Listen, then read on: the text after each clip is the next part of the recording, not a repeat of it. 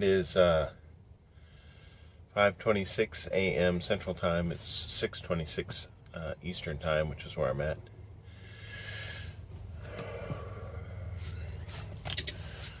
This is where I park. It's like a big dirt lot. You can't see it, but if I were to look... Proceed to the highlighted route. If I were to look straight through the JB Hunt truck and this blue truck, there's a Pilot, or I should say a Flying J, across the street. Odd thing is when I came off the highway and I was driving this way towards the truck stop, I was like, wait a minute, this place looks familiar, which becomes a familiar story when you're truck driving. I was like, oh, okay, so this, because I was thinking it's 8:30, close to 8:30 at night, and I was like, this place may be full, and it was. But I knew that there's this place across the street. It's, I can cut it, there you go. There, many trucks have left already. That front line, trying to cut out the horizon so you can see the crowd. It's dusty out. Oh. But anyway, a lot of people have left, and this is where I stayed last night. It wasn't too bad. There's a Taco Bell. Oh, yeah. That's what it's like, man. There's a Taco Bell right over here, so I was able to get something other than what was in my truck last night, so not a big deal. I've got 2 hours to go to where I need to deliver this load, this coil, and then I have a pre-plan. If I stay with that pre-plan, then I got to travel 2.5 hours to pick up my next load, probably sheet steel in a coil or coil and sheet steel. I've been there many times. They take a long time to load. Or I should say there's usually a line. They're usually pretty quick about loading you, but I mean, you have to wait in line to get in, to get loaded there. And then I go home, which is 8.5 hours away. So it's Friday. I won't make it home today, but I will make it home tomorrow. And this load delivers on the other side of St. Louis. So, I mean, my pre-plan delivers on the near St. Louis. So I won't have to go to work until Monday. So we'll see what happens. I tried to capture this last night, but my phone was at 4% battery life, and it won't allow my camera to operate on that when the battery level's that low. Anyway, almost time to get out of here when my clock allows me to. And I'm hoping it's going to be a pretty good day. I've not seen the weather report, so we'll see what happens.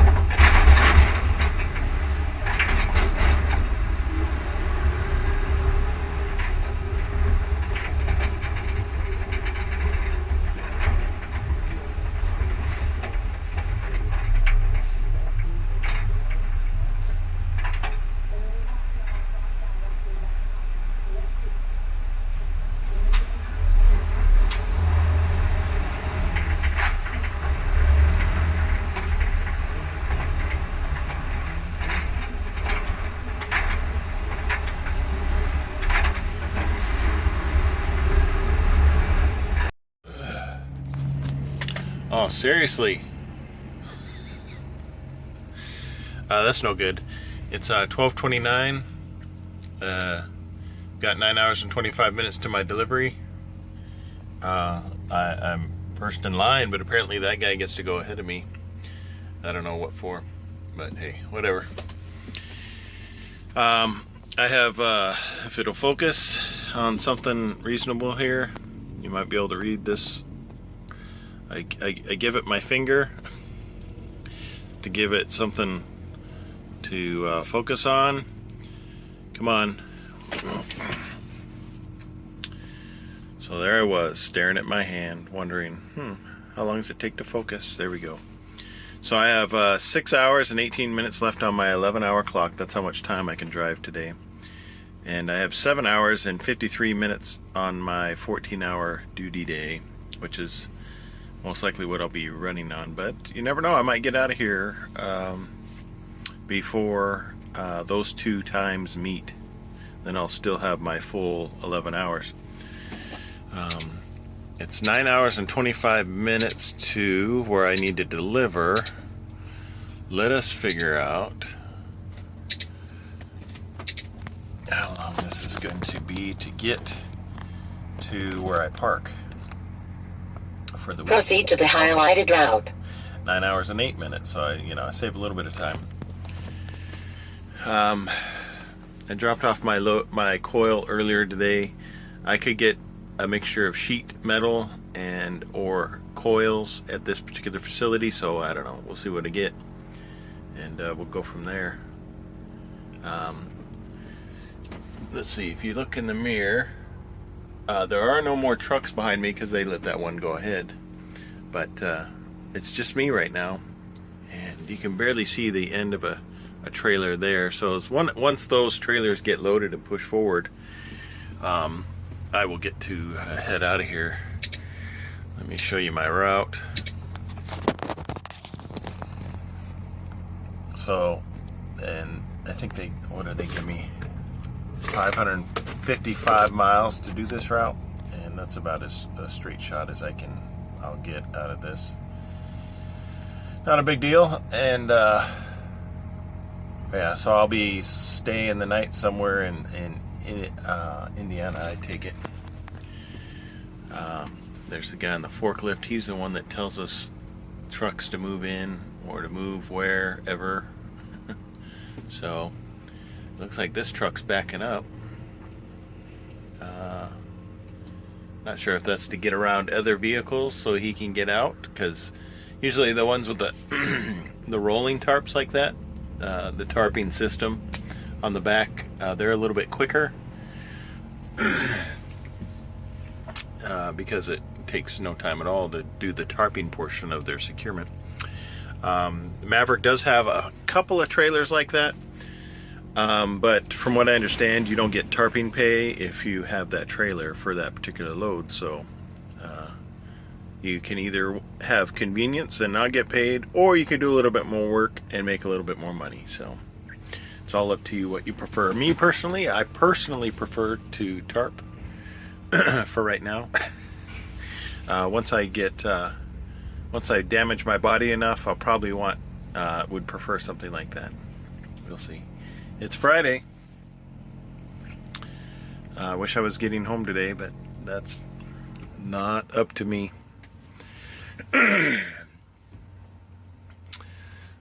264 miles so far, and I started my day. It was like 6:30, which would have been 5:30 Central Time. And anyway, that's it for now. We'll see what I get. I typically have it's always been sheet steel when I've come out of here, so we'll see what we get. Well, it's not often I get to film with my phone on the highway, so this isn't necessarily hands-free, but my truck is completely turned off. Up ahead, if you might be able to barely make it out. In the trees, apparently there's a truck. I think it's a non-commercial vehicle. And you wouldn't normally have the entire highway blocked off, but I think what's going to happen is, and it could just be hearsay and people just guesstimating, but it sounds like they blocked off the entire highway. So it leads me and others to believe that maybe there's going to be a helicopter coming in. It's 5:16 right now. You have 3 hours and 7 minutes of remaining drive time. I have 3 hours and 7 minutes, and I have 2 hours and 11 minutes to get to my fuel stop. With this kind of stoppage, I may not be able to continue driving after I get fuel. I may just have to stay the night there, which would leave me like 5 hours to drive tomorrow, which is an hour more than what I wanted to do. Well, what can you do about it? So I will sit here, and hopefully this takes less than 45 minutes to get me past it, because I'm within half a mile of the incident. Yeah, so not much else going on. I've got a truckload of sheet steel. I hear a siren. Oh, here you go.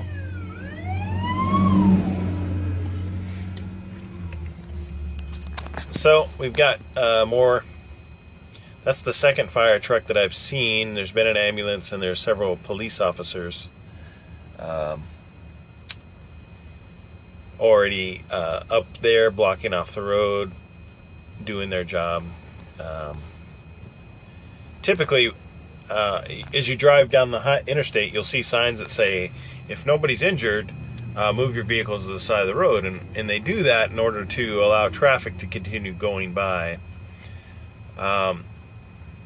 This accident is way off the road, so if they're blocking all lanes of traffic, there may be a near fatality.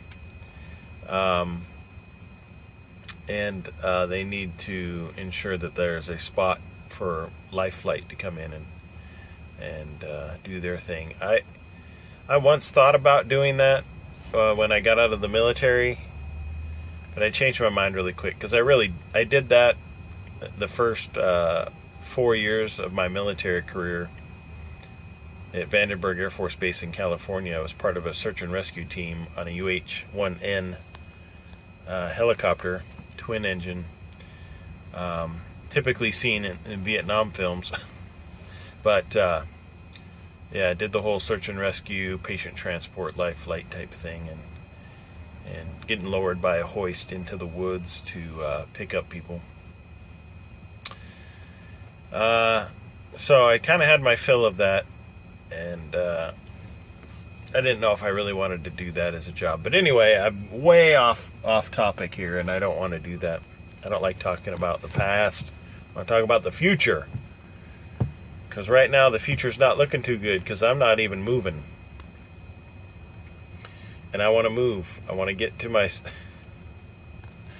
This morning went actually pretty well. I dropped off my Coil in 33 minutes. From the time I got there to the time I was pulling out was 33 minutes. And that takes... And I think I caught it all on film for you. I don't know what video that'll end up in, but went from there to pick up this sheet steel in Bedford Heights, Ohio, and it's going to Hazelwood, Missouri, which is basically a suburb of St. Louis, which is right next to where I live. So probably 25 minutes or less from where I park my truck. So even though I'm getting home on Saturday, which I really dislike, at least I don't have to leave until Monday. The trouble with leaving Mondays and having an empty truck in St. Louis is there's not a whole lot of freight that Maverick deals with in that area. So if the timing isn't just right, I may be either out of luck, or, which has happened one time in my entire driving career. So, I mean, it's not highly likely that that'll happen, but it is a possibility. or I'll have to wait a little while longer than I normally do to get a load. No problem. No problem. Anyway, that's what's going on right now. So hopefully I make it to my fuel stop here soon. I basically have 50 minutes to spare, 50. And otherwise, I'll have to park even sooner and stop tomorrow to get fuel while I'm driving to make my Saturday even longer.